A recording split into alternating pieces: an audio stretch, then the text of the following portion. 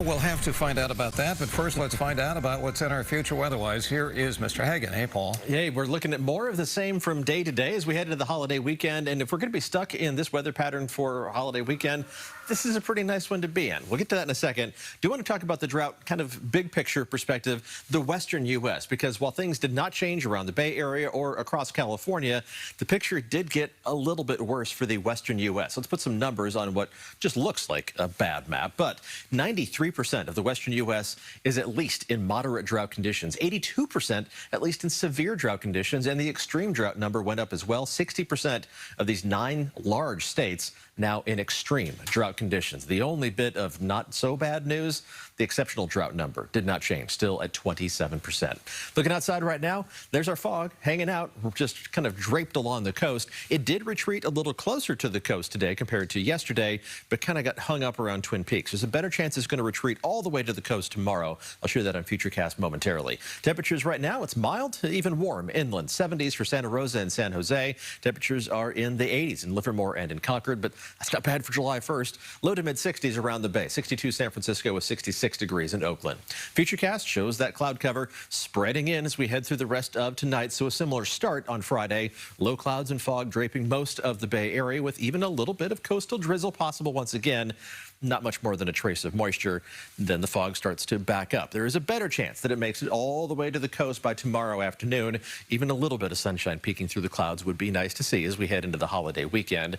And then we'll repeat the process as we head through tomorrow evening and tomorrow night. The fog spreading back out. Once again, the potential for some coastal drizzle.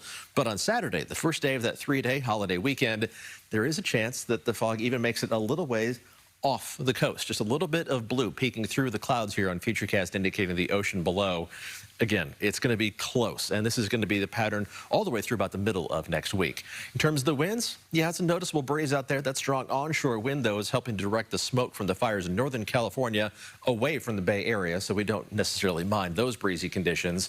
As we head through the rest of tonight, it's still going to be a noticeable wind into early tomorrow morning. And if you're wondering, has it been extra windy recently?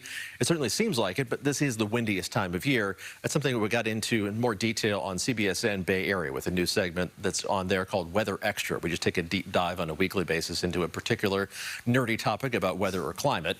Tomorrow's wind is going to be picking back up as we head through the midday and afternoon hours. The strongest gusts, though, are going to get up to around 15 to 20 miles an hour for most of us. Temperatures tonight dropping down to what's normal for early July, mid to upper 50s to around 60 degrees by early Friday morning.